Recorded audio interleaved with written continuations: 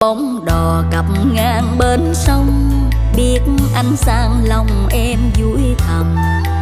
Viết bài thơ trên giấy hoa, mang tiếng yêu gửi trao tình em. Thầm mong ông tơ sẽ môi